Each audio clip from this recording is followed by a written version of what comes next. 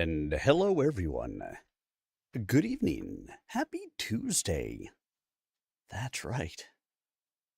For me, and I found this out today because I didn't know this before today, my week is half over because I have Friday off. Yay, Friday off. I will take it. Glad to have you guys here with me tonight as we start a brand new live read. We're going to be reading 100 Ways by Alicia Catala. It's a historical romance. Now, there are going to be portions of this book as it stands at the moment that I can't read on stream. I'm not going to hit any of those today, but there are some portions later on in the manuscript that get a little racy. Now, personally, I have no problem reading things like that. Doesn't bother me at all. I would be happy to do so for you. However, YouTube, Rumble, Twitch, X, Kick, probably TikTok, all have some problems with some of the racy content that we would get into. So, the author had offered me originally a more PG version of this, and I will need to reach out and see if I can get my hands on it. But if you like a good racy book, then this might be right up your alley. We'll find out how it goes. As with most of the books that I live read, I don't read them ahead of time. I just happen to know this one had some possibly problematic places because the author told me so. I don't read them ahead of time because I like to experience the book right alongside all of you. This is a Sennheiser, what is it, MKH 416? It's a shotgun mic. I don't have AC in my office, which means right now I've got a fan running next to me. I'm on the second floor in the corner of my building, so there's oftentimes a lot of background noise. A shotgun mic does a really good job for me of minimizing some of that external noise. Yeah, MKH 416. Yes. It works great, and obviously it's a little bit more of a pricey mic if you've ever gone into price any mics. 10 tips to grow my hair? Well, that's going to be a problem. Mine has been steadily going away.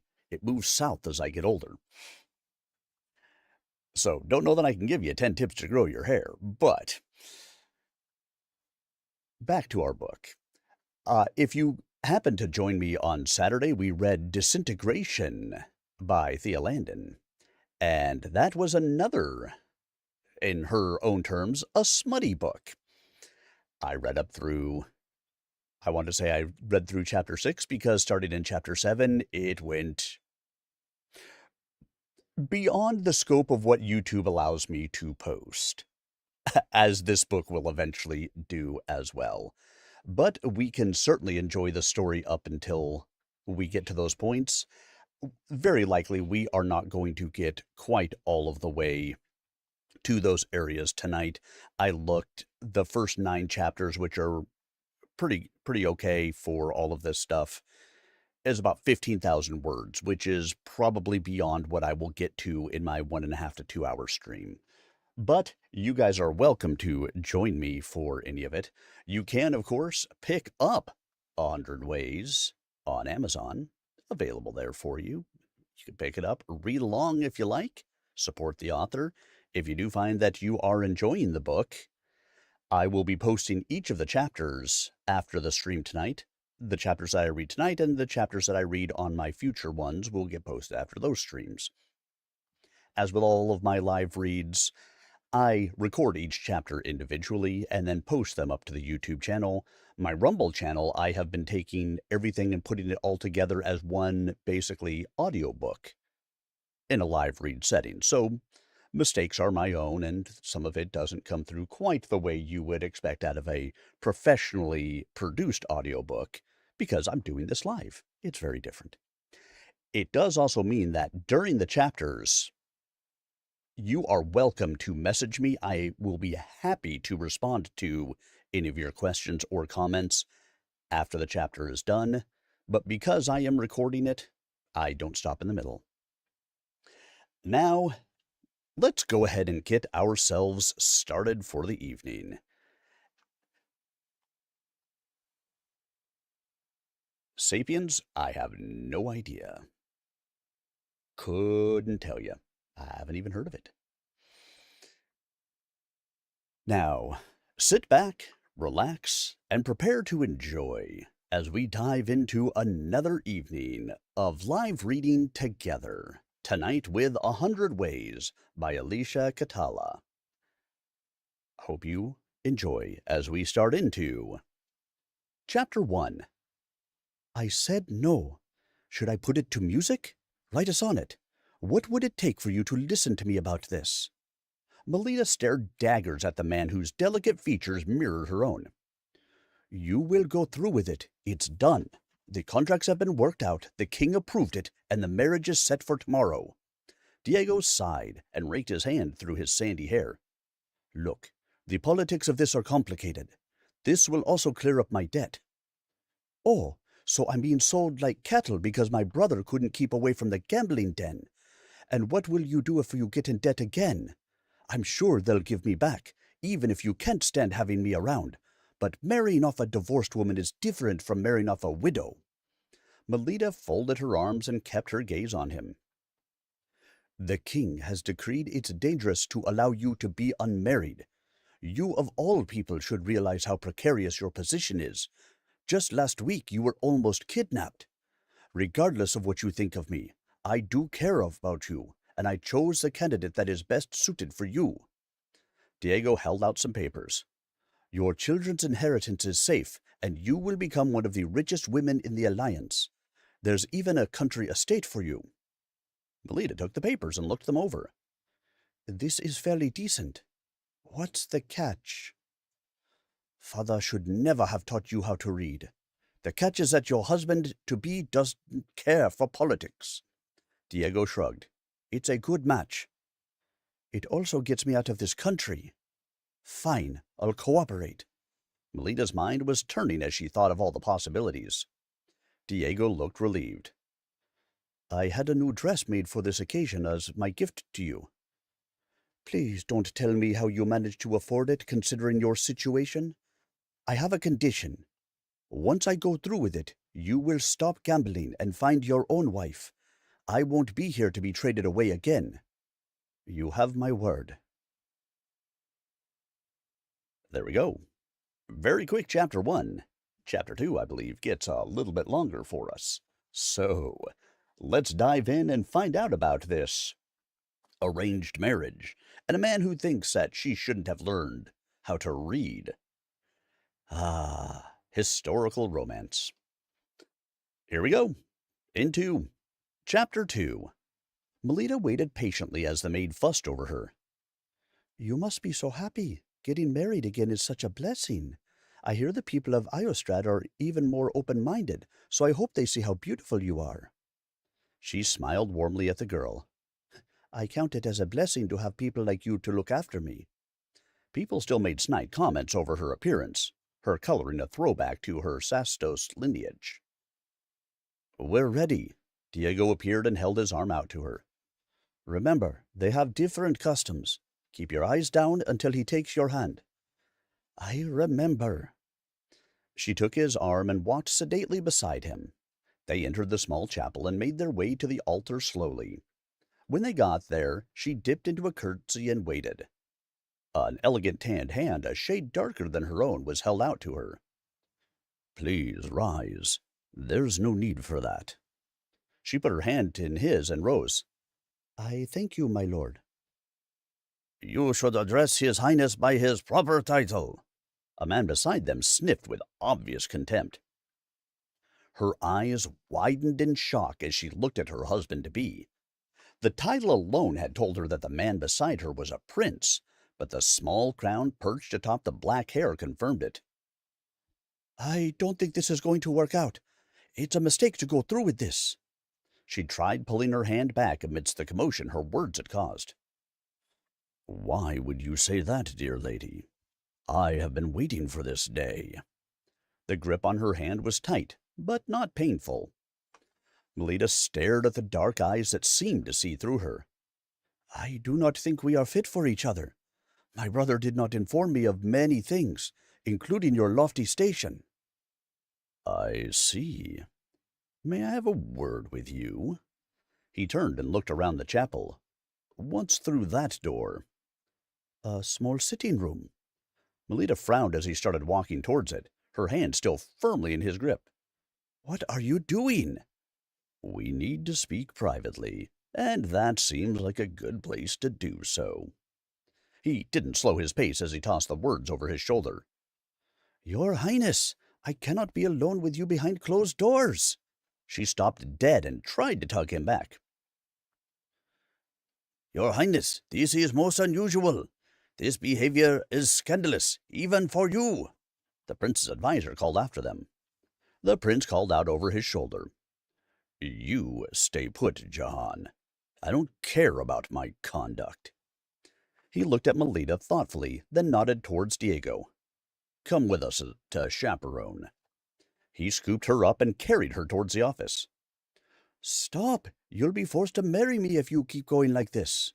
Melita struggled, then realized how much it would hurt if he dropped her on the cold stone floor, so she stilled her movements. That would be helpful. Maybe I shouldn't ask for a chaperone after all, so I can take advantage of your custom. The handsome man smiled at her. However, I would not want to start this marriage off without your full cooperation. You will have her cooperation. What is this about, Your Highness? Diego closed the door behind them. Please, call me Cadmar. After all, we will be family by the end of the day.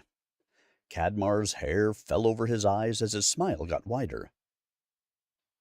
Excuse me. For that, you'd need me to say yes, and so far, I'm not convinced to do so. She glared at both of them. I sincerely hope I can change your mind about that. Marrying you is important to me. Cadmar gave her a small smile. I can assure you, it will be beneficial to you as well. I'm not worried about benefits to myself. I'm more concerned about the repercussions for you. Melita's words echoed in the small space, and she realized she had raised her voice.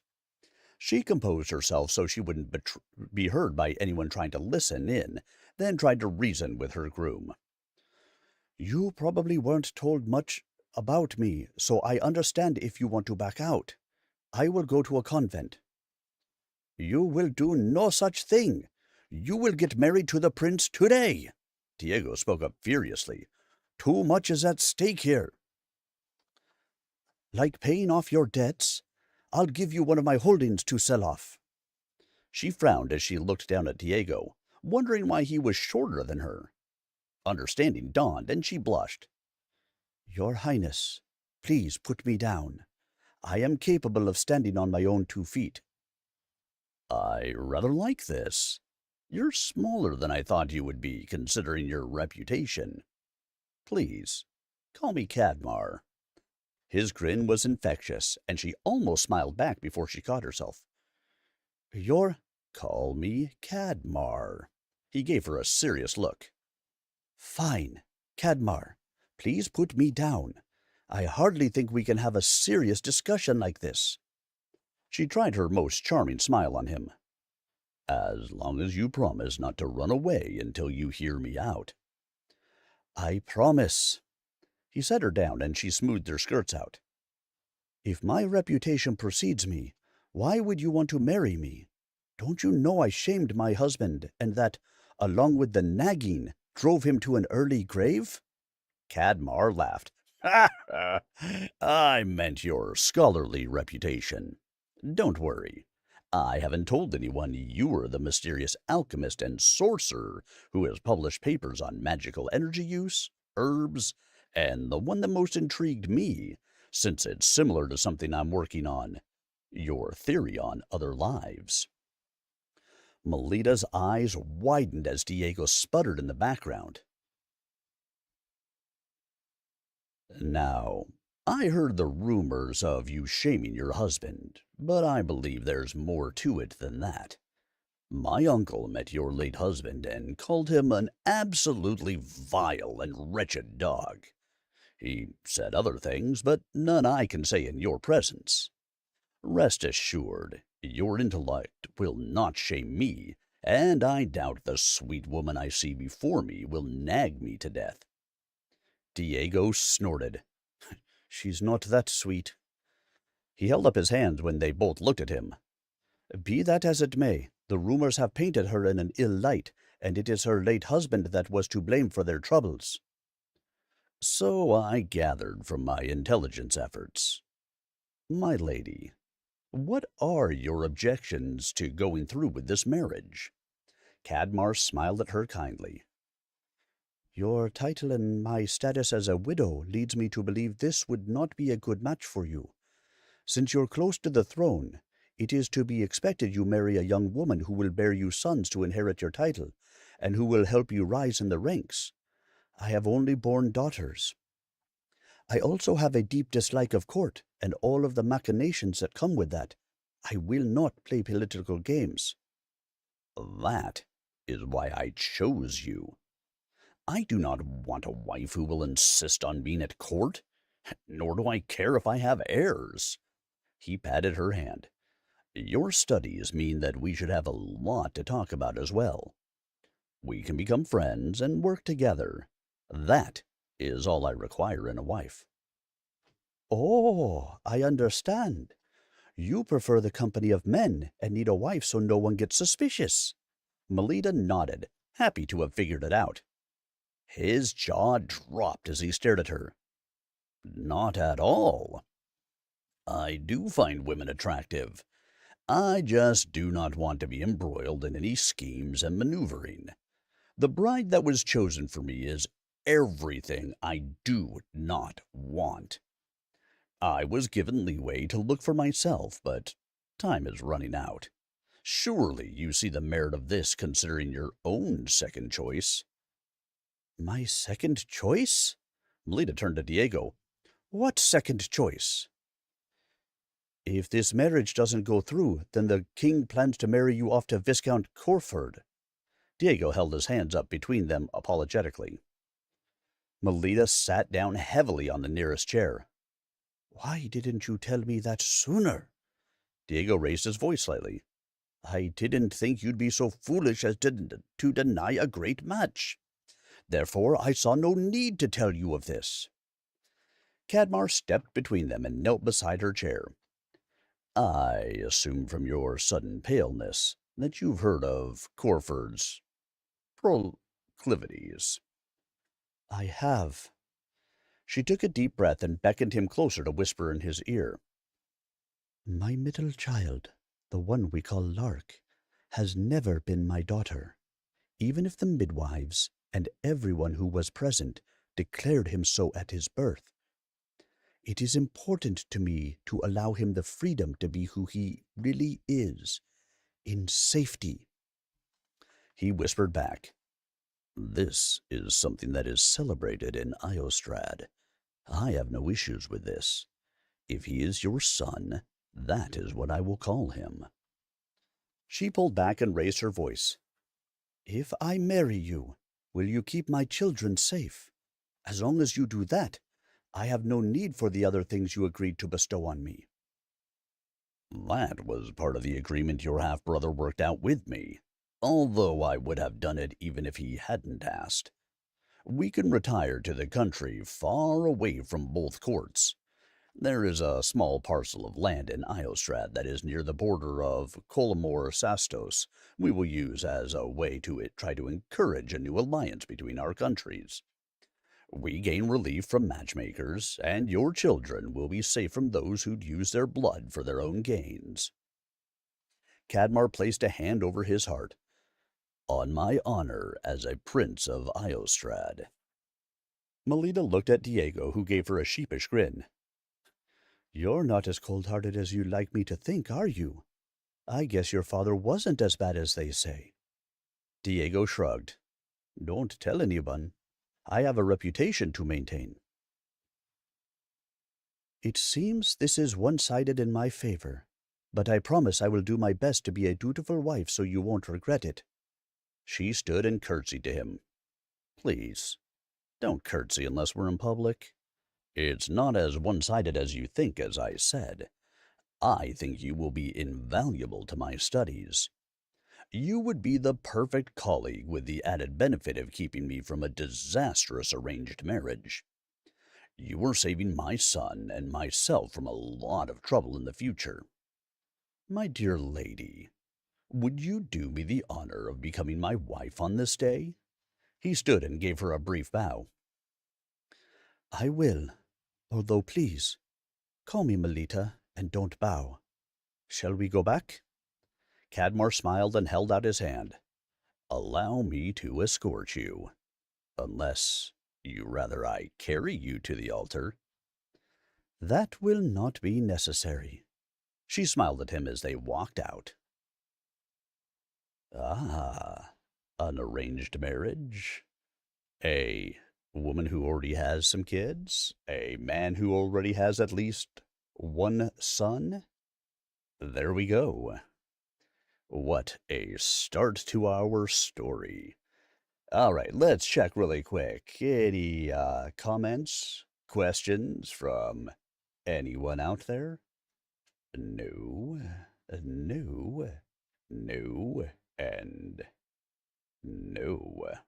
Alrighty then, that means we can just continue on with our reading for the evening.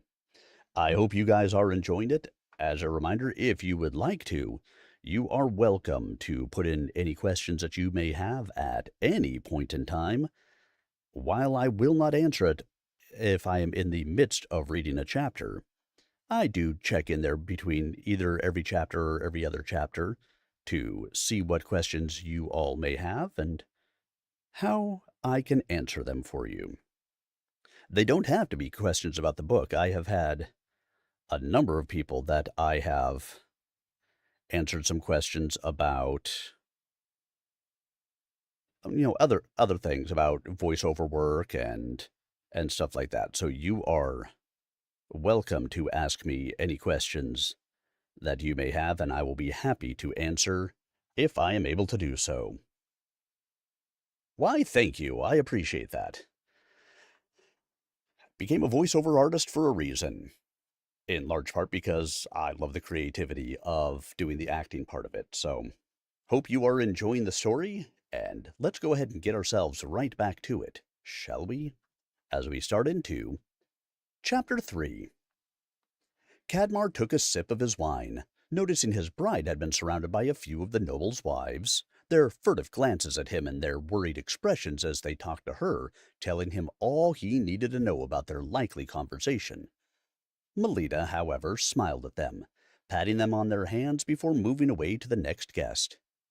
His advisor, Jahan, spoke quietly, his voice pitched so only Cadmar could hear. "You chose well. Your new wife seems to be highly regarded by her people. I must, however, ask that you refrain from causing any more scandals." "I admit I shouldn't have picked her up, but what else have I done?" He turned to look at Jahan. Jahan spoke through gritted teeth, his smile not reaching his eyes. "The part right after your hands were bound by that ribbon." "I only kissed her cheek. I remembered in time they don't kiss to seal marriages here." He took a longer drink of the wine, scanning the crowd for Melita. "When I said they don't kiss, I meant they do not kiss at all, not even on the cheek or hand. Any public displays of affection are seen as vulgar. To them, that was worse than when you carried her off." Jahan sighed.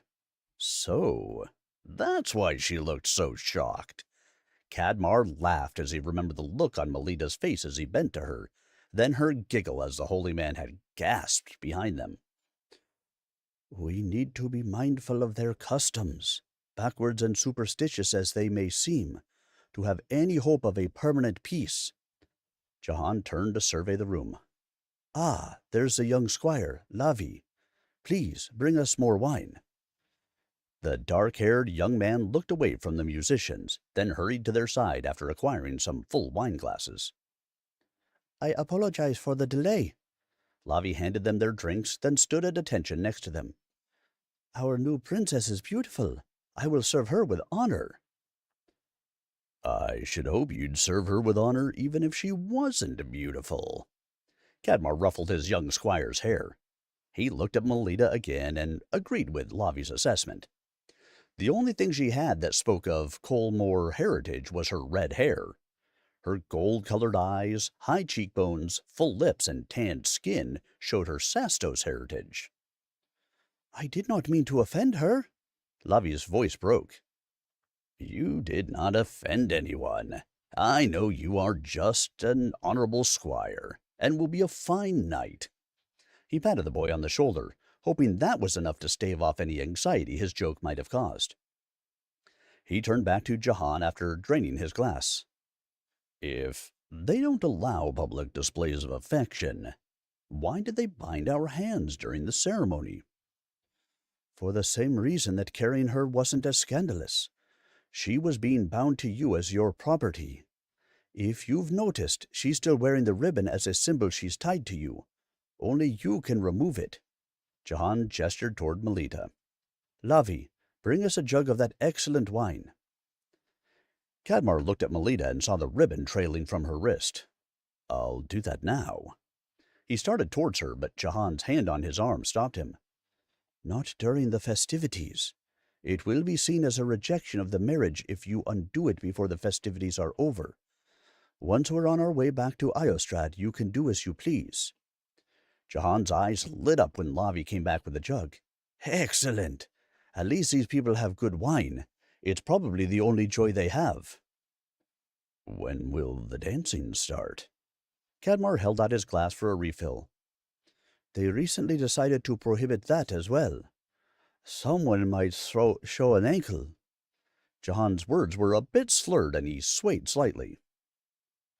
"Jahan, make arrangements for all of us to leave by tomorrow afternoon." He smoothed down his coat and straightened his cuffs. "I'll go inform my wife." "But, Your Highness, these festivities are supposed to last for 3 days." Jahan shook his head. "Are Melita and I legally married?" Cadmar looked at Jahan, eyebrows drawn together as he waited for the answer. "Yes, of course, but—" Jahan stopped speaking when Cadmar held up his hand. "Then we will go. I do not want to spend more time than I have to in this wretched place.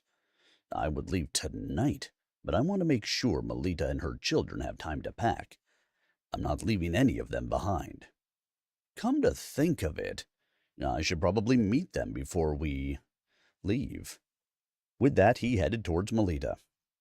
When he reached her side, he bowed, mindful of the people around them. "My apologies. I have just received news, and we will need to leave tomorrow." A flicker of relief, then worry flickered in her eyes as she curtsied and bowed her head. "As you wish, my lord." "You can't do that. The festivities last for days. At the very least, let her grace stay and she'll go on later." A noble spoke up at the edge of the crowd. Melita looked up at him wide-eyed and pleading. Cadmar seized the ribbon on her wrist and tugged. "This says she's my wife, and mine to do with as I choose. And she, as well as the children, will leave with me tomorrow. I bid you good night. We must prepare for our long journey." He led her out of the ballroom by the ribbon and into the hallway, Jahan and Lavi closing the doors behind them, shutting out the curious onlookers. "Which way to your chambers?" He dropped the ribbon and gestured for her to go ahead of him. Melita picked up the ribbon and placed it back in his hands. "They'll be coming right up behind us. My chambers are joined with yours." Cadmar nodded and went up the stairs, being mindful of not moving so quickly that Melita couldn't keep up. Jahan and Lavi kept pace behind them as the party guests moved out of the ballroom. Jahan, make sure no one comes near us who knows what strange customs these barbarians have. Lavi, please bring food and wine for all of us. I know we didn't eat enough. He entered his chambers, then dropped the ribbon as soon as the door was locked behind them. Is everything all right, my lord? Melita looked at him with concern. Please, we're behind closed doors, and you're my wife. Call me Cadmar. He pulled out a chair by the fire. Please, sit. Melita sat and he took the seat opposite her. Did something happen in Iostrad? Cadmar leaned towards her. No. When Jahan informed me of all the rules, I decided it would be best for us to leave. I may have made a hasty decision, but it seemed for the best, especially after hearing that, according to local custom, I own you, something I find distasteful. If you would rather stay, we can, but I would prefer to get well away from here as soon as possible. If we could leave tonight, I would. Melita beamed at him. Thank you for your kindness. It isn't just for you. I do not want to stay a minute longer than I have to in this joyless place. I apologize for kissing your cheek at the ceremony. I had no idea I was causing a scandal. He undid the laces at his throat and rolled his neck. It was worth it to know the holy man was horrified. Melita laughed. I need to inform the children and their maids about this turn of events. I will be right back. She stood up, still laughing. No need to go that far. I can go for the servants. He reached for the bell, but stopped when she laid a hand on it. They are right across the hall. It won't take that long. Make yourself comfortable. Her skirts rustled as she moved towards the door. Can I go with you? I'd like to meet them. He straightened his jacket to look presentable. I'll bring them here. It might be easier. I would also like to make the acquaintance of Lavi, as I haven't had the opportunity to speak with him. I'll make sure he stays after he brings up the food and wine. He smiled as she slipped out the door, then sat down, suddenly nervous. A soft knock on the door brought him out of his reverie. Come in. Lavi came in carrying a tray laden with food, Jahan close behind him with 2 bottles of wine. As he set the tray down on the table, Lavi spoke. This should be more than enough, but the kitchen girl told me I can always get more. Please, both of you, sit and eat. Melita is bringing her children so we can all be introduced. I hope there will be no issues with leaving tomorrow. He reached for some bread as Jahan poured them each some wine. Not that I can think of, unless Her Highness and the children are packing the whole castle. Jahan gave Cadmar his glass and sat next to him. She is just as ready to leave as I am. He smiled as he thought about her. The door opened and Melita came in with her children behind her. Cadmar rose to greet them. Cadmar, please meet my children. I have one other child, but she went across the sea to marry. This is Brind, my next oldest. Brind was a tall girl with dark hair and eyes, who strode forward confidently to shake his hand. Pleasure to meet you. I hope you keep your promises to our mother. He gave her a brief bow. Of course I shall. It's a pleasure to meet you as well. I see from your hands that you're an artist. There's a lovely sunroom you can use as a studio when we get home. I'll take a look when we get there. Who are you? Bryn turned to Lavi as Melita brought the next child forward. This is Lark. Melita brought Lark forward. Hello. Lark gave him an unenthusiastic greeting, his thick, dark hair almost obscuring his green eyes. Lark, your mother told me about you. Rest assured, in Iostrad, people will respect you and not force you into wearing certain clothes or acting in certain ways. You are your mother's son, and that is how you will be known. Lark looked up at him sharply, tears brimming in his eyes. "Thank you." He looked away and went to join Brind. "This is Jade, my youngest." Melita indicated a blonde girl with curious blue eyes. "My pleasure, Your Highness." He bowed low over the young girl's hand. "I'm not a highness. I'm a lady." Jade laughed. "My apologies, my lady. I thought you were wearing a crown. Now I see that it is just your braids." "What about your son?" Melita asked, looking around. "I did not bring him. He is with his nanny. You'll meet him when we get back." Cadmar looked over at Lavi. "Lavi is my squire. I inherited his services as my manservant when his father died, but I decided to give him a noble's education. He will be a knight when he's older. Right now, I'm hoping having your children around, he will try to act more like the 12-year-old he is." "I will see what I can do about that. What's your child's name? Where is his mother?" "His name is Ruslan. His mother was my mistress and died in childbirth.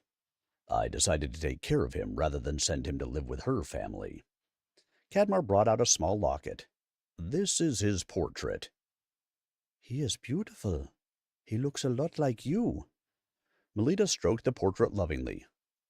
"I'm sorry for your loss, but I hope you allow me to take care of him as I take care of my own.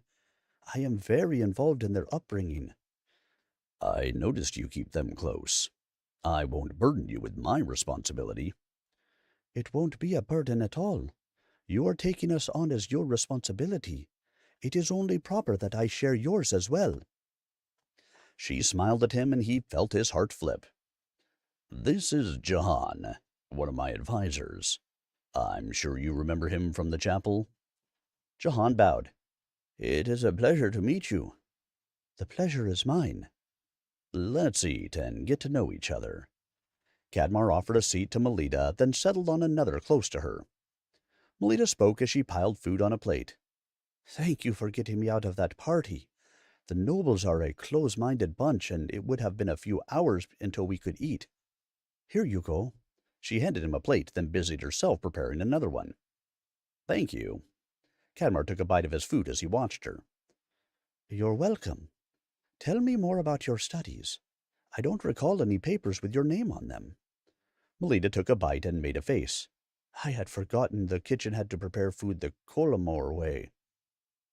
"It is a bit different from what I'm used to. I take it you prefer Sastos food?" He took another bite. "I do. The flavors are more complex. Iostrad food has some similarity." Melita set her plate down. "I'll ring the cook and ask her to bring some food up. I know she always makes a big Sastos meal as well." "That would be wonderful. As far as my studies, I have not published anything yet. It's part of the reason for seeking you out and avoiding the other arrangement. Marriage to her would have kept me busy with political intrigue rather than scholarly work." Cadmar took a long drink of his wine, not knowing what to do about the unexpected attraction he felt towards his wife. Well, okay, that's a way to end a chapter. Question is, how long have you been doing this, and do you believe reading daily improves one's mind? So I have been doing live reads for, it's probably been a couple of years now. Um, through this channel, reading 2 to 3 times a week in my streams. I switched to indie authors within the last year, and I do those twice a week right now. I play a game called MechWarrior Online, and that's what kind of got me started into this, is I started while we were searching for matches, I was reading Battletech books because MechWarrior is set in the Battletech universe. And so it flowed nicely. We would read that, and I really got back to enjoying doing this as the live reads. Now, I've also been an audiobook narrator. I've been working that since 2023, I want to say. I have a couple of audiobooks out there in the marketplace. And, one way or the other, I've been using my voice. I worked in radio for a number of years. I did theater in high school. I was in the army, so of course we yell a lot of that stuff. So, been using my voice for a lot of this for a long time. Uh, Again, live reading more in the last little while, but I have noticed a marked improvement in what I do as I have continued to do it. So, what they say, practice makes perfect, really is true. And then believe reading daily improves one's mind. It can definitely stretch the mind.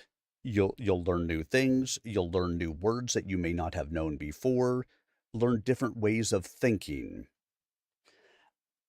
It is one of the joys of reading is you get a little bit of an insight into who the author might have been or might be, kind of their thoughts on things, the thoughts that they put onto characters that they're doing, all of that stuff, and you get to learn things that you would have never gotten an opportunity to learn if you were not reading on a regular basis.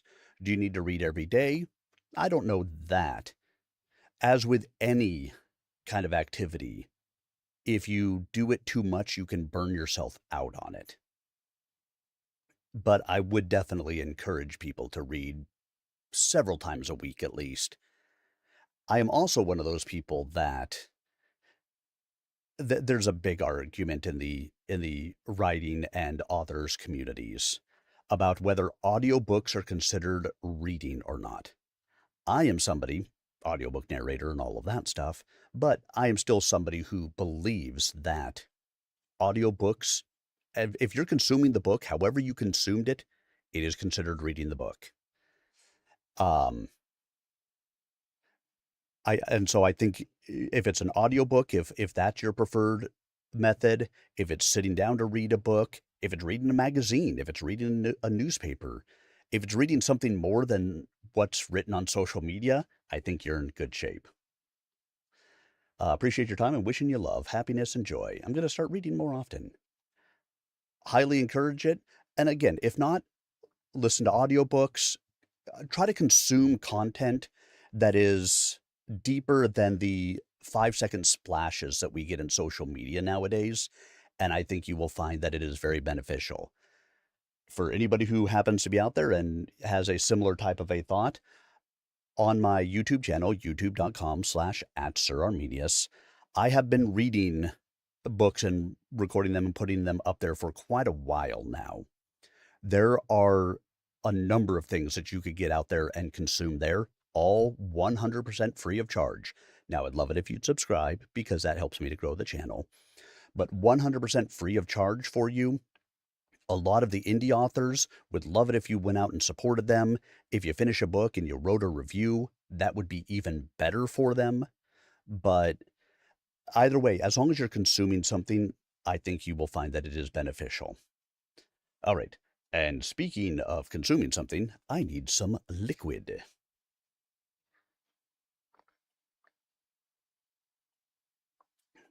Because reading does tend to, well, live reading does tend to dry out the throat just a little bit. All right, guys. So we have met Melita. We have met Cadmar. They were arranged to be marriaged, wed. How about arranged to be wed? They are now married. I have never heard of the countries that they reference, so I'm going with these are fictional countries, which means whatever accent I decide to put on people, hey, I'm allowed to do that. I'm trying not to go too thickly with any type of an accent as we have in here, just enough to sound a little bit different than the narration portion of it. So I hope you guys are enjoying that part of it. But let me know. All right, let me check really quick, make sure there are no other thoughts or comments on the other channels. I do stream this on Rumble. I stream it on X. I stream it on Kick. YouTube. Oop, I forgot to hit a button here. Let me hit a button really quick. Um, I stream this on Twitch. I stream this on TikTok. So I am all over the place because I want to give these indie authors as much exposure as I can for them. It is really hard to be an independent author because you are responsible for everything, including marketing. And this gives me the opportunity to practice my narration in different genres while still getting the opportunity to introduce all of you to some new books and new authors. But now let's go ahead and dive into Chapter 4. I have excellent news. I'm ready to send our paper on alternate dimensions to the university in Athea. Cadmore walked into the sitting room he shared with his wife and smiled. That is wonderful, although technically it is your paper. She shifted her skirts and he sat beside her. Ours? I put your name on it as well. He held out the thick paper he carried. Why would you do that? You'll lose credibility. Melita looked at him with anxiety written all over her. He felt that now all too familiar twinge in his chest as he looked at her. Without thinking, he reached out and wound one of her red curls around his finger. Athea has a more relaxed view on women scholars, much like Iostrad. Even if it didn't, I would still include your name. We worked on this together. In that case, thank you. Her smile was radiant as she handed the papers back to him. Who would have guessed our marriage would turn out so well for us? It has been a revelation. You're an even better partner than I expected. His eyes landed on her mouth and he was consumed by the urge to kiss her, a desire that was growing in intensity and frequency by the day. I would say we have become friends. Very good friends. Her face was soft as she looked at him. He leaned toward her as if pulled by a magnet. Your Highness, a letter has arrived. The servant's voice broke the spell. Let me have it. Cadmore held his hand out. He broke the seal and skimmed the contents. What is it? You look anxious. His wife's soft voice caught his attention. It seems the negotiations have broken down. They have declared war. He grasped her hands in his. We should be safe. This is a remote area. Are you being called to court? Her hands had turned icy as the blood drained from her face. No, I'm being asked to stay here and prevent the enemy from passing through. It's doubtful that they will come this far south, but it's a necessity. I will send you and the children to Athea to keep you safe. He rubbed her hands to reassure her. Why do you want to send us away? Melita's look was sharp. I'm afraid that with the current climate, some people in Iostrad would seek to punish you for this war, or be tempted to use you as a hostage. The Prince of Athea, Nicolin, is a good friend of mine, and I'm sure you'll love his wife, Svedja. Alternately, I can send you to Duskace, since you have some family connections there. While Prince Hansen can be a pain, his wife, Alicia, is delightful. He patted her hand and smiled. My place is with you. I didn't take the vows to just run away at the first sign of trouble. Her face took on the look that meant she had made up her mind. I promised your brother I'd keep you safe, and the children safe. Sending you away is the best way to do that. I could send you to Uthas, since Brindez always wanted to study art there. It's just the thought of you being in danger. He shook his head to get the thought out of his head. How do you think I'd feel knowing I'm comfortable in some court while my husband and his retainers could be injured or dying? You know that I'm well versed in healing. I should be here to help.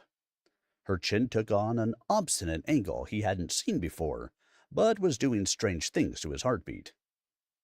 We have plenty of healers. You do not need to put yourself at risk. So they can risk their lives, but I can't? I'm not any better than they are? You would fight alongside your men. I would heal and provide support. She glared at him with the same intensity she had the day they got married. However, we should send the children away. Let's talk to Brynn and ask what she'd like to do. He tried to think of something to change her mind and seized on what, to his mind, was a brilliant idea. If you go now, you can present our findings yourselves, and Athea. The world needs to know what we discovered. Brynn can do that. She's got more self-possession in her little finger than I do in my entire body. They can do a tour of the kingdoms if need be. It will be good for them to get some culture. I'm sure they will be well hidden among all the courtiers. Melita smiled at him. It's funny. When I first came here, you were so hard to figure out. You'd be friendly one day and distant another. Sometimes I thought you resented me being here. Just when I thought I should leave and set up house elsewhere, we started becoming friends, and now I can read you fairly well. I appreciate you trying to protect me, but my place is beside you, so no more schemes to get me to go. Cadmar took a moment to figure out what to say. Thank you. I chose better than I could have imagined. You have my word I'll keep you safe, and I'll make up for any trouble I may have caused you. No need. Please get started writing letters of introduction. My hope is that this war will be over quickly. Melita stood and walked to the door. I'll find Brynn and start making arrangements while you write. He went to his desk and started doing just that, smiling as he thought about how easily she had defeated his objections. A lot of conflicting emotions swirled in him, but he tried to push them aside as he concentrated. Could it be better than to have a well-matched marriage or partnership or anything? Somebody who challenges you when you need to be challenged, lets you have your way when you need to have your way, and doesn't let you have your way when you don't. Very nice. All right, let's just continue on, shall we? With Chapter 5. Melita joined Cadmar on the battlement, the wind lightly ruffling their hair as they overlooked the valley. Everything is ready and in place. I hope it doesn't come to a battle, but at least we will be prepared if it does. There is still time for you to join the children. He turned to her, the murky sky casting shadows on his face. We will join them together when this is done. She held out the bread she carried. Here, have some. He took the bread and broke off a piece. Thank you. I hadn't realized how hungry I was until just now. Tell me, do they still have the fabled warrior women of Sastos in the armies of Colomor?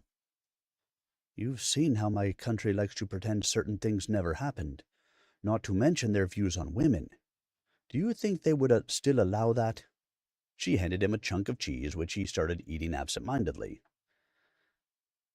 I also know your country is made up of a lot of races and cultures, so I thought it would be prudent to ask. I guess it's just you who has the warrior spirit. He popped the last bit in his mouth, and Melita handed him more food. You are right, but the wounds of conquest run deep. They prefer to acknowledge one side over the other, not seeing the part they themselves played. She watched him as he nibbled on the chicken she had just given him. Have something to drink. Cadmar took the wineskin and sipped. I think I now understand the complex politics. Why your children are a target, and your cousin sits on the throne instead of you. Is it because they have more Colomor blood while you carry more Sastos blood? She smiled as she watched him. You are correct. It's why I'm grateful you took us on. I'd prefer to have my side of the family fade quietly, and the king agrees. He is weak, and he fears you. Cadmar stopped talking and looked at her. Strange. I feel full. I won't need to go to the dining hall. That's good. She was interrupted when she noticed a few riders coming. I hope that's good news. Cadmar shaded his eyes and kept his sight firmly on the approaching people. I doubt it. That looks like Corford's colors. Go on to your room. I'll meet with them myself. No, I'll stand with you. To do otherwise would suggest we're afraid of him. I'll go change. Melita headed to her room, full of worry over what this could mean. She met him outside of the hall an hour later. Do you think it's wise to wear your shamshir? She smoothed out the front of his jacket and surveyed him. He looked very good. The combination of noble and warrior was making breathing a difficult proposition. I don't know why they're here. It's best to make sure I'm prepared. He frowned at her. Why did you choose an Iostrat crown? Won't it be considered scandalous by your people? They may as well know where my loyalties lie, and it's with you. Melita gave him a sunny smile. The smile he gave her in return was so sweet that she stopped thinking for a moment. Shall we? He offered her his arm, and they went into the hall together. Melita schooled her features as she took a seat next to Cadmar. Welcome. To what do I owe the pleasure of this visit? Cadmar's tone was bored as he looked down at the men in front of him. We have come to collect her grace, Duchess Melita of Colomor Sastos, along with the children. The messenger was dressed in Corford's colors, leaving no doubt as to who had ordered this. Her Highness, Princess Melita of Iostrad, does not need collecting by you or your master. Cadmar leaned back, seemingly bored with the proceedings. I beg to differ. She should be in the bosom of her loving family while we are at war. We will not allow her to be a hostage. The messenger's smile made Melita's skin crawl. After our marriage, Melita became a member of my household and is not a hostage. If that is all, then you may go. Cadmar waved his hand as if to shoo them away. The marriage has been declared invalid, so her continued presence here is seen as an act of hostility by Iostrad. Invalid? My cousin signed those orders himself. Tell Corford he needs to read the contract. Melita had half stood up, but settled back in her seat when Cadmar placed a hand on hers. The king has seen the error of his ways as he convalesces after his sudden illness. Even if the contract were valid, we are aware that this marriage has not been consummated, and there is no possibility of heirs. Therefore, it is easy to dissolve. The king fears his illness may return, and it is his wish you marry my master, and that the throne passes down to your heir should he be taken from us prematurely. We do not wish for this unhappy occasion, but we must be prepared. Viscount Corford, of course, regrets the need for this, but he will gladly take on the responsibility.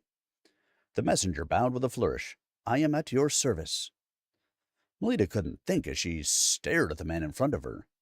The message was clear, and she feared for her cousin's life. Cadmar leaned over to her. I suspected this might happen. Follow my lead. He straightened and addressed the messenger. It saddens me to hear of the king's illness, but we are very grateful to the Viscount for providing aid and comfort to him in his time of need. I am afraid that we ourselves have some rather distressing news. The children are no longer with us, since a plague has swept the lands. My dear wife has already been through enough grief from being separated from her children, and the news of her cousin will undoubtedly add to that. Tell Viscount Corford that he will have to find other heirs.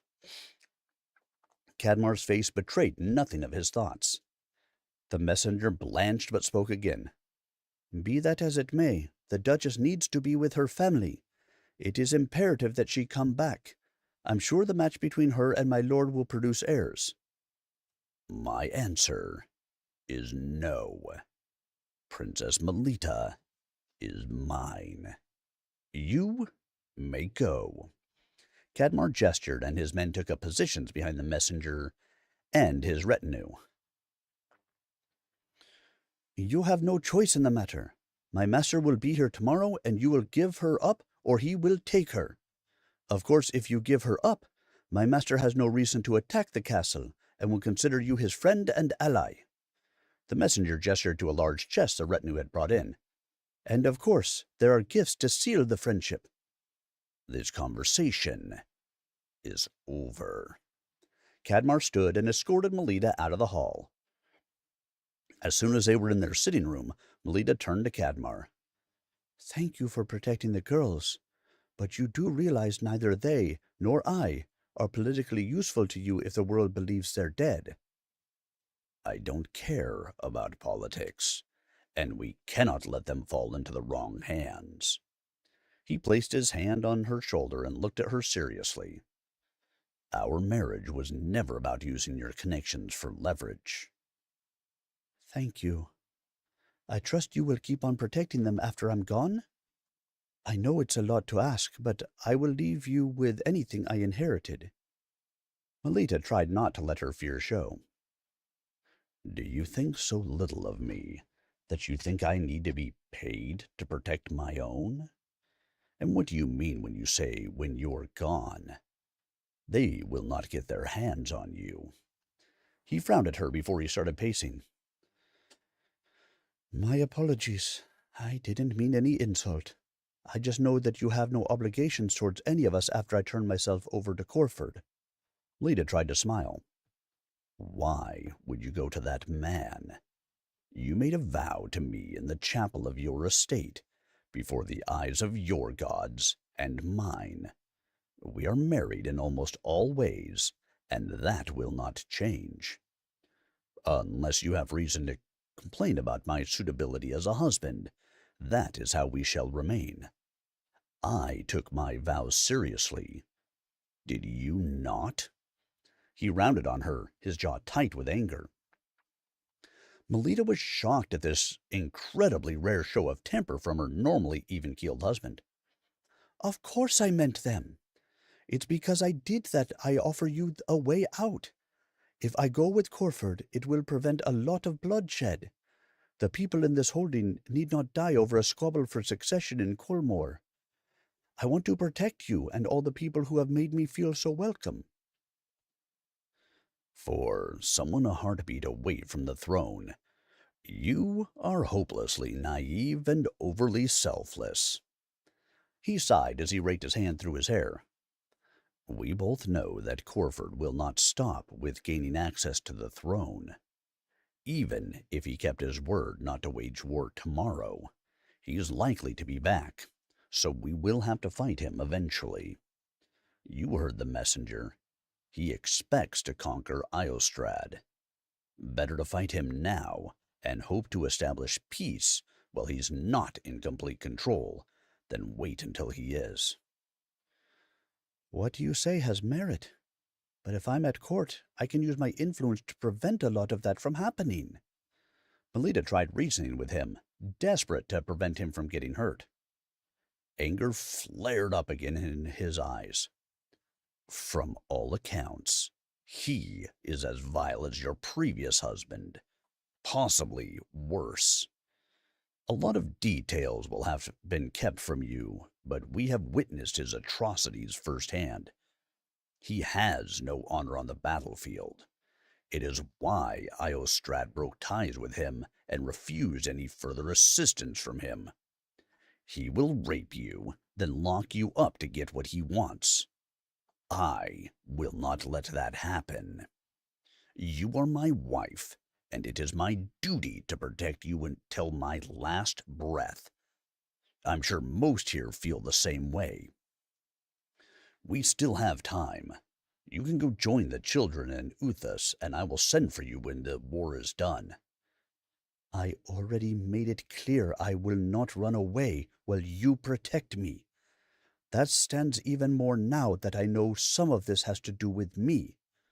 You should not shed blood for my cause, but if you persist in this foolishness, then I will stand by your side.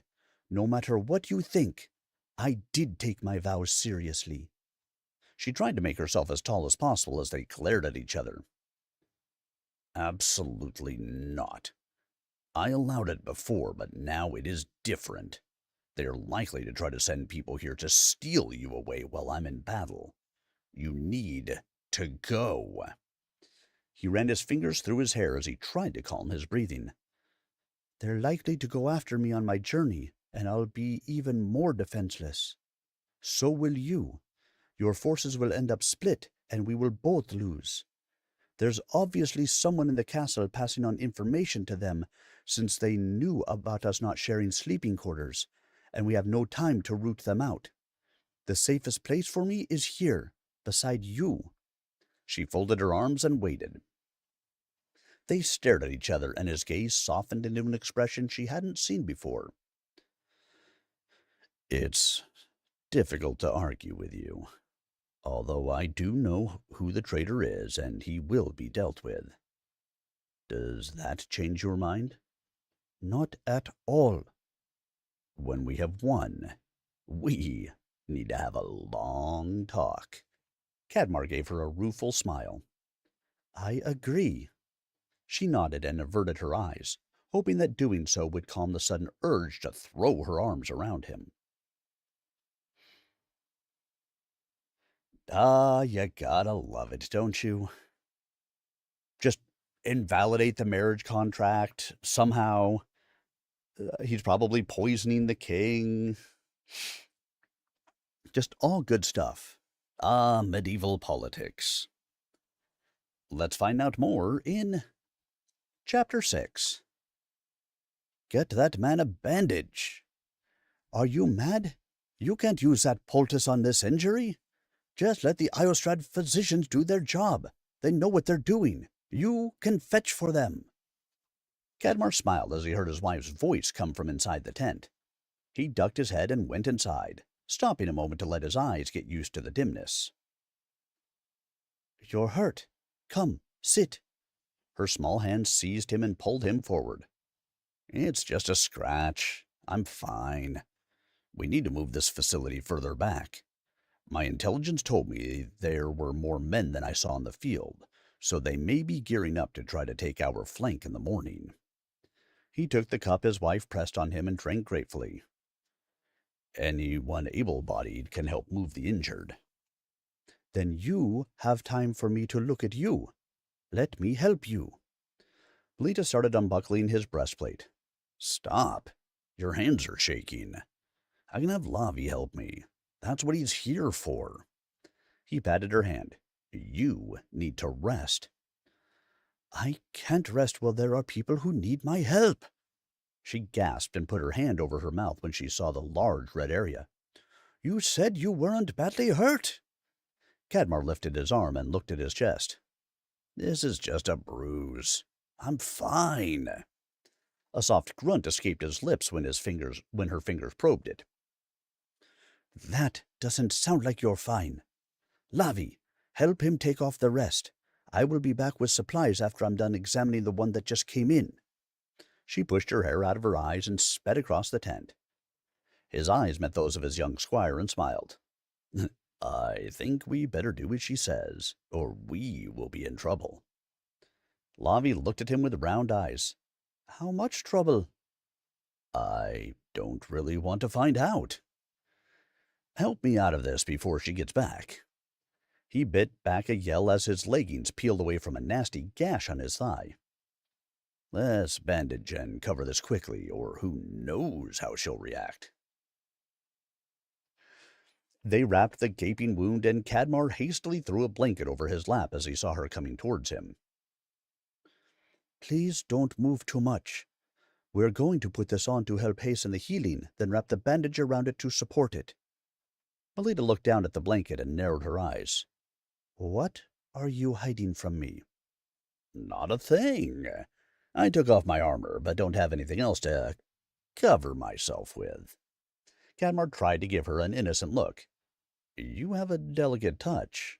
I hardly felt anything as you were examining me." "Don't praise me yet." She started winding the strip of cloth around his ribs tightly. "I'm a bit depleted, so my energy won't be able to take away all your pain." He looked at her earnest face as she worked on him and reached out to touch her cheek. "Am I hurting you?" Her gold eyes looked at him with worry. No, I was just wiping off a smudge. Thank you for patching me up. He made to get up, but his leg gave out from under him, and he sat back down. Let me see. She snatched the blanket away and stared at the seeping bandage. Without a word, she unwrapped it and looked at the torn flesh. You are an idiot. I'm glad I caught this, or it could have gotten bad. Stay put. She shook her head as she went to get more supplies. I guess we didn't do such a good job, Lavi. Would you please find some clothing for me? He winced, but realized he was breathing easier. She called you an idiot. Lavi was trying to hide his mirth behind his hand. I probably deserved it. Go. Cadmar watched his tiny wife come towards him with fire in her eyes and draped the blanket over his lap again, being careful to give her enough room to work while still trying to preserve modesty. Melita knelt in front of him and got to work washing the wound. Why wouldn't you tell me about this? I didn't think it was that bad, and you're already working hard enough as it is. The wound should have been hurting, but for some reason, all his attention was on her movements. It would have given me more work later. She poured clean water over the wound and looked at it critically. This is going to need stitches. Do what you have to do. He took in a deep breath as her hands moved over his skin. I apologize again for not being able to take away all of your pain. She worked quickly, then sat back and plunged her hand in her bodice. When she came up empty-handed, she looked around. My scissors are over there. Well, we're married. I don't need them. Cadmar was puzzled at this declaration and was startled when she lowered her face to his leg. He could feel her breath on his skin, and he went stock still as she bit off the end of the thread. His world tilted on its axis as he opened and closed his mouth. There, that should do it. I'll apply the herbs and a bandage. Melita spread the poultice as she hummed, sending a small wave of energy to enhance her work. Thank you. I need to be ready for tomorrow. She looked up at him with a stricken expression. I can still give myself up. I don't want to see you hurt more because of me. He grasped her hand. Have confidence in your husband. We did very well today. There are worse pains than these. Her eyes held a myriad of emotions as she got closer to him. He was entranced and moved without thinking. Your Highness, we have reports. A soldier stopped in front of him and saluted. Cadmar sighed and pulled back. What is it? He watched out of the corner of his eye as Melita hastily gathered the supplies. You were right about them keeping some force in reserve. Our contingency plan is in place, and reinforcements are due any hour. Good to know. Keep me aware of any updates. He turned back to Melita, but she was already patching up another soldier. His fist clenched as he watched the young man smile at her. In his head, he knew that there was nothing between them, but the uncomfortable feeling wouldn't go away. Here you go. Lavi presented him with a set of clothes. Thank you. He slid on the pants, then stood to finish the process. Cadmar was startled when he felt a warm body next to his. Honestly, you should be sitting down. At least lean on me while you do that. His wife had her arm around his waist as she propped him up. I don't. He stopped abruptly. Thank you. That helps. He sagged a little after he laced up the waist, enjoying the feel of her against him. Rest. We're getting everyone ready to move. Melita pushed him down gently onto the cot. I may rest better if you sat beside me for a moment. My arm feels weak. I may need help to drink. He ducked his head to avoid her eyes. I can help with that. Lavi sat beside him. No. I need you to make sure things are going well with transferring the worst patients. Check on that, then report back. He looked at Melita and held out his hand. Please, sit.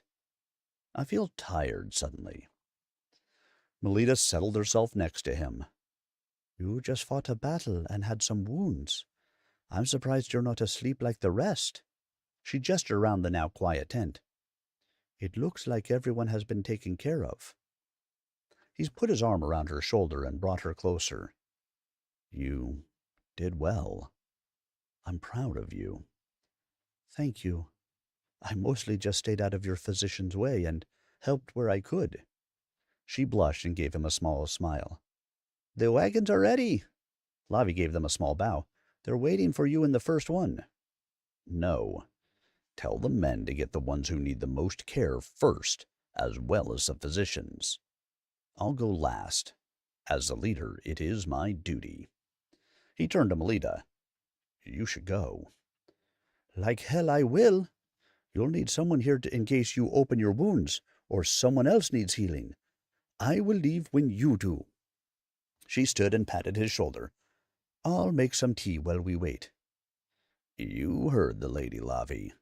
Get on the transport. That is an order. Lavi looked at him unhappily. If that is what you wish.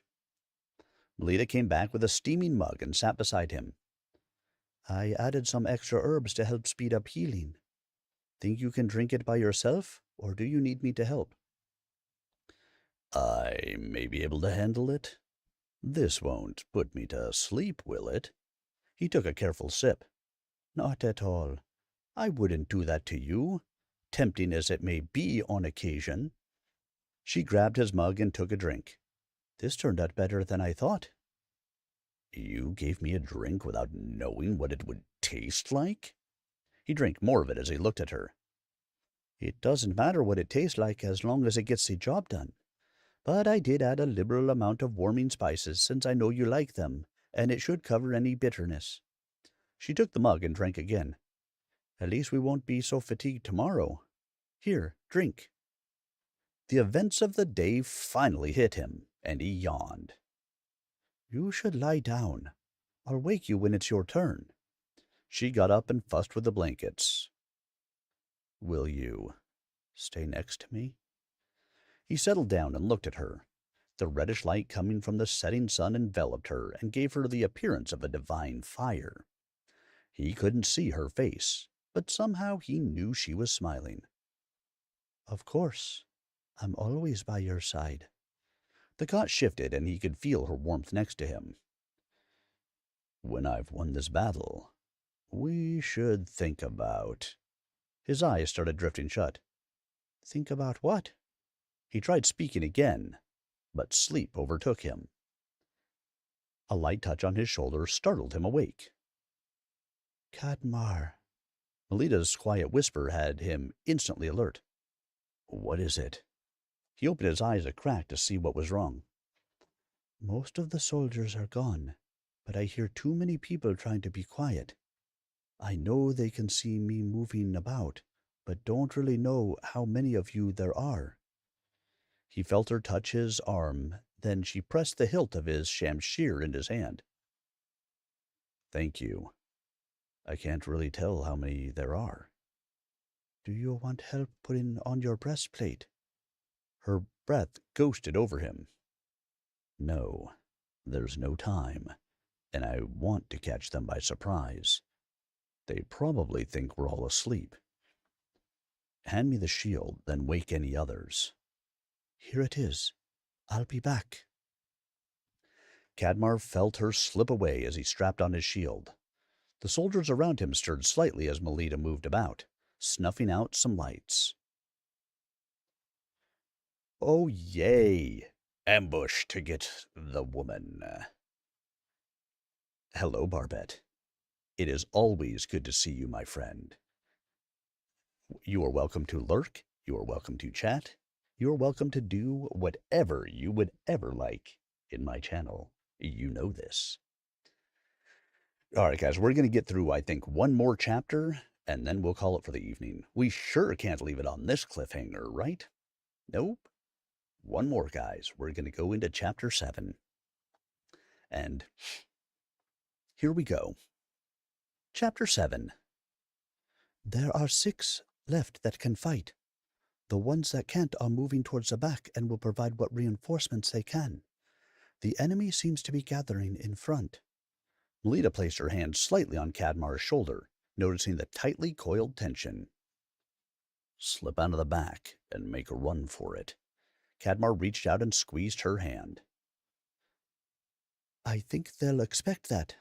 Besides, I already told you, I'll always be by your side. I do have some knowledge. He went deceptively limp when 2 soldiers came into the tent. You there, step away from that soldier. One of the men advanced on Melita. This is a disgrace. It is against the code of knights to attack injured men. Get out of my medical tent. Melita glared at the men in question. The soldier laughed as they kept going. Our lord told us to leave no prisoners, but we'll take you. As they passed down the cots, Cadmar and another of the soldiers cut them down. Stay behind me. There will be more. Cadmar stepped in front of Melita. 2 of his men leaped toward the tent opening as they waited for more enemies, and the other 4 stood beside Cadmar. This one might work. Melita inspected the sword she had just taken off the dead soldier at her feet. Cadmar turned. What are you doing? Behind you! Melita raised her hand and a flash of light hit the soldier's face as he swung towards Cadmar. The soldier staggered back and Cadmar ran him through. Why do you have a sword? Cadmar turned his head slightly as he waited. I need a weapon to fight. I don't have enough energy left for combat magic. More soldiers burst in, and the 2 by the opening sprang into action. You'll get killed. Get behind the med trunks. Cadmar kicked a cod and sent it flying towards an enemy before engaging with one that had just reached him. What good would that do you? Melita swung her sword and connected. It's all coming back. Coming back?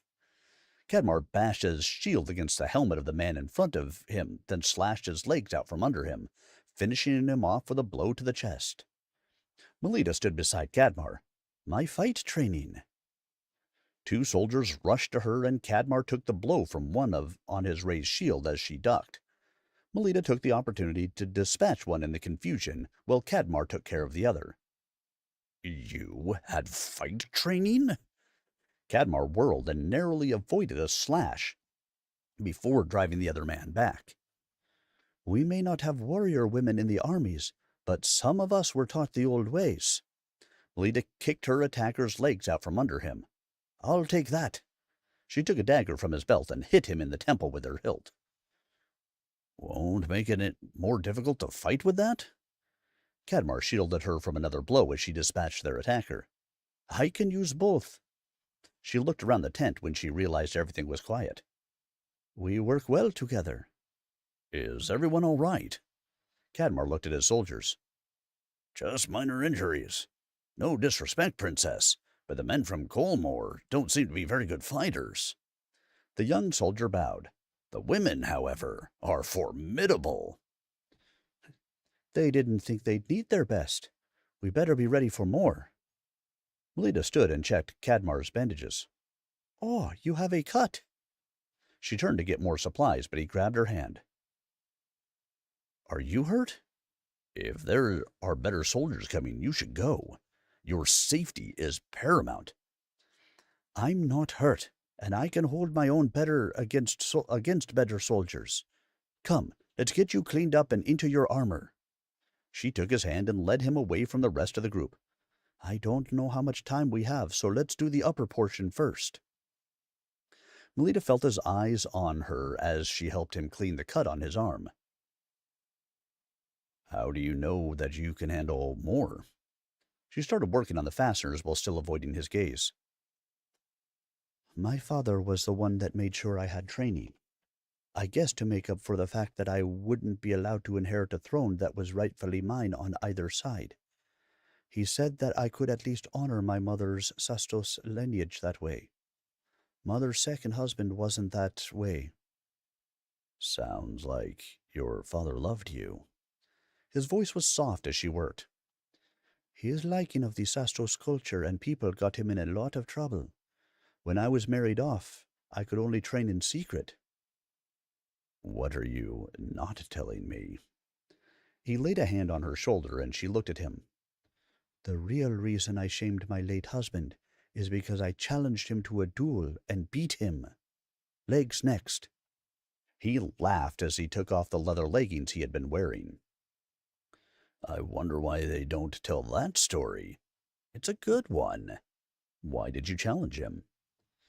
She helped him into the leg armor, so I would no longer have to share his house. He disgusted me after the bloom of marriage wore off, and I saw him for what he was. I had thought he'd let me go since I didn't have any children that could inherit his title, but he was strangely possessive. That sounds like a good solution. He smiled at her, then turned to the others. Men, your princess defeated Rill the Wretched in a duel. Melita hissed at Cadmar. Why would you tell them that? And why the wretched? Because they should be as proud of you as I am. The answer to your second question is not something I care to repeat to a lady. Your Highness, I hear horses. In the distance! Get yourselves ready and in position. We need to keep the princess and the injured protected in case they aren't our reinforcements. He looked at Melita. I don't want to let you out of my sight. Stay next to me. Always. She swung her sword and dagger. Seems I still have the touch. Would you like to trade one of those for a shield? One of the soldiers offered his. No, thank you. Your shield is too heavy for me. Hold this. She handed her dagger to Cadmar and took her scissors out of the sheath inside the bodice, then started cutting away at her skirt. What are you doing? Cadmar sounded alarmed. I need to be able to move with ease. Long skirts will be a hindrance. She finished with her skirts, then started cutting away the sleeves. Cadmar left her side for a moment and came with a pile of leather. I can strap these on your legs. Men, help her with the arm braces. Aram, see if you can find something to protect her chest. He knelt in front of her, then looked up with a grin. Only your husband should see your pretty legs this close. Melita was nonplussed at this statement and hoped the light was dim enough to hide her blush. She placed her scissors back in their sheath and fixed her eyes on a tent pole to try to ignore the way her husband's hands felt on her legs. Her breath hitched and she turned her burning face towards the ceiling of the tent when she felt his fingers skimming under her skirt, close to the top of her thighs. There, that should do it. I hope you never have to fight again, but if you like, we can commission a set of armor for you. He stood and smiled at her. Be careful with your upper legs. They're not covered at all, since I could only use half the armor due to your stature. She looked down and realized the armor only covered her calves and knees. Not wanting to look up, she smoothed down what was left of her skirt, comforted by the familiar weight of the small knife she always hid in the ruffles. I think I found something that can help. Aram presented them with what he had found. Some pieces might be too big, but we will use what we can. Cadmar worked quickly and was able to cover her shoulders and some of her midsection and lower chest. I'm not happy about your neck and chest being exposed. Test it and tell me if we need to change anything. It's better than nothing. You're taking this rather well for someone who wanted me to stay out of it. She flexed and went through some of the motions. It's good. I still wish you'd hide, but if you won't, then my best option is to help you fight effectively. Maybe we can train together later. He gave her a look that she couldn't decipher. That would be good. She smiled as she warmed up. I'll do my best to shield you. Cadmar rolled his shoulders in preparation. Stay low. I don't want you hurt because you got distracted, so please don't worry so much about me. You are still very vulnerable in your piecemeal armor. I will be your shield, or I will toss you in a med trunk to keep you safe. His tone and stiff posture told her he was serious about this declaration. I can't argue with that. She moved to be next to him. With any luck, this is our people coming. She heard a man's voice shout and shifted into a fighting stance. It's not. That's Corford's captain. The men around her got ready and she looked at Cadmar. Why aren't you wearing your helmet? I need to be able to see where you are at all times. I'm counting on you to help me take them out quickly. Melita felt a warm glow spread through her at this sign of his trust in her. Soldiers came into the tent and froze at the sight before them. Cadmar's men took advantage of their surprise and cut a few down as more poured in. The battle reached them, and Melita got lower to the ground. As a soldier swung towards Cadmar, Melita timed her blow to help double the impact of her husband's strike. The moment the man hit the ground, she bashed the side of his helmet and he went still. She looked up at a sudden crash and saw Cadmar fending off a soldier who was swinging a mace towards him. Melita dashed forward and under Cadmar's shield to knock the soldier off balance while Cadmar finished him off. Duck! Cadmar's shout made her drop to one knee as he bore the brunt of a heavy blow from a new opponent. He swung and the man's body toppled over. They continued fighting in tandem, Cadmar getting their attention while she exploited her size to take advantage of their weaknesses. I think they've recognized you. Cadmar's words reached Melita over the din. Why do you say that? She brought up her dagger to block a blow and saw the hesitation in her opponent's eyes. With a sigh, she kicked his solar plexus and knocked him out as he fell. I see why. It will make it easier to protect you. Cadmar bashed his shield into a man with a poleaxe, and Melita disarmed him. But you'll be in more danger. I guess I should shield you. Melita smiled at the young soldier in front of her. You can run if you like. Thank you, Your Grace. He saluted, then turned and fled. The fight took on a surreal turn as new soldiers poured in and some of their former opponents decided to switch sides to protect them. Sweat dripped over Melita's face and she wiped her brow. As far as she could tell, the fight was finally turning in their favor and was almost over. Where are you? Melita heard Cadmar's raised voice and she looked around for him. She spotted him coming towards her, fending off those who were trying to attack him. Their attack seemed to be aimed at incapacitating him, and she realized they knew who he was as well. Here. Melita kicked dirt at the man in front of her, then swept his legs out from under him. Stay down. Melita! Cadmar called out to her, then stopped dead, just as she felt steel at her neck. Quiet! Corford's voice rang out, and almost everyone stopped. Cadmar raised his shamshir and pointed. Let her go. Men, bind the prince. I need him alive, but not necessarily whole. Corford's hot breath rolled over Melita's head. Swords were aimed towards everyone else, and it was hard to tell who was enemy and foe. What are you waiting for? I've rescued the Duchess. Corford lowered the knife. She's safe now. I don't need rescuing. The person who is most likely to harm me is you. Melita spit out the words as she looked at the sea of faces in front of her. Cadmar seemed to be surrounded by the enemy, and she almost stopped breathing when one shifted so the point of his sword was aimed at Cadmar's throat. Let her go now, and I'll let you live. Cadmar's narrowed eyes were fixed on Corford. You're in no position to bargain. Corford lowered his mouth to Melita's ear. I'm glad you didn't let that animal touch you. However, I'm still going to make you suffer for taking my prize away. What are you talking about? Melita was going over her options as she assessed the situation. Brynn, you took her and kept her locked away. I know you also lied about your children. Maybe after you bear my heir, I'll marry the youngest, after a suitable mourning period for you. Corford licked her neck.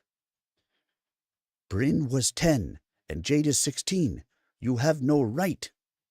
Her hands brushed the ruffles of her skirt as she tried to keep her composure. I have every right.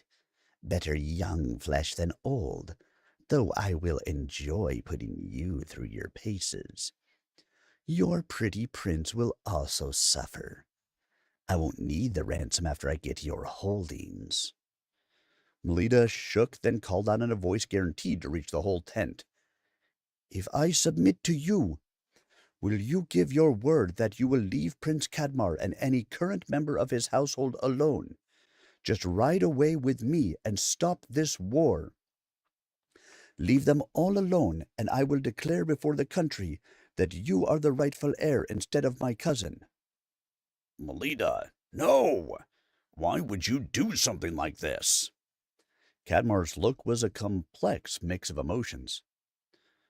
Because of what I have been trying to tell you in dozens, no hundreds of ways each and every day. What I've said with every stitch I have sewn, every note I've taken, every time I've baked bread or brewed your tea. Can you understand that? She gave him a smile as she gave voice to what was in her heart. I do. And I hope you understand that I cannot give up on you, because I have been saying the same thing. Everything I do is colored by that. There are 100 ways to say it, but I hope to say it in thousands of ways. Cadmar's look was at once tender and fierce. Then you will understand why I do this. Remember, anyone that is an official part of your household as of this moment is yours to protect. Tell them what I have been saying. Melita's eyes filled with tears even as a calm descended over her. She turned and looked at Corford. Give me your word in front of these people that neither you nor any member of your house will act against the house of Prince Cadmar of Iostrad, and I will kneel before you and agree to ensure the throne. Corford gave her an amused look. It will be nice to see that once proud Duchess kneel. You have my word. I will not harm the young prince or his household. Melita knelt slowly. No! Cadmar's shout made her flinch for a moment.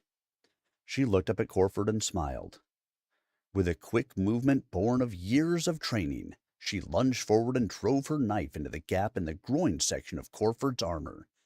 She put all her weight behind it as she twisted, hoping to at least do enough damage with the small knife to buy Cadmar time. Corford's eyes widened as blood gushed out. He swung at her, and she ducked but felt pain like fire before she could get out of the way completely. She fell and saw her own blood spilling on the floor. Melita! Your Grace! Viscount Corford must pay! She looked at her husband and smiled at how well her division had worked, as well as how loyal the soldiers had remained to her family. Her last thought was of happiness that her loved ones were safe, as everything went black.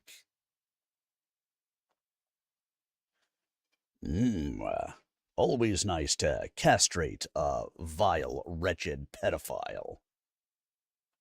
All right, everyone. That is going to do it for our reading this evening. I hope you have enjoyed the start of 100 Ways. Hey, we now know what the 100 Ways means. I will be back again on Saturday to continue the reading. I just have to see if I can get the PG version of this, because it is my understanding that come chapter 10, we start to get a little bit outside of allowable items on YouTube. What are you gonna do, right? So I have to see if I can get with the author and get the PG version of this. I believe she said there was one. So, thank you to all of you. The greatest gift that you can give is the gift of your time, and I appreciate that you guys gave me the gift of yours this evening. I will again be back on Saturday. All of the chapters from tonight will be available on the YouTube channel later tonight. If you want to check out more of the book, 100 Ways, you can stop out to Amazon and pick up the book. I will, of course, continue the reading with what I can on Saturday. So I hope you guys will come along to join me for that. And if you missed any part of tonight, I will have that up and available on my YouTube channel by later this evening. Should be up by no later than tomorrow morning, all depending on how long it takes YouTube to upload.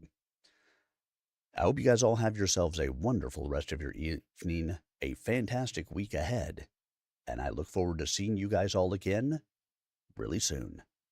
Good night, everybody.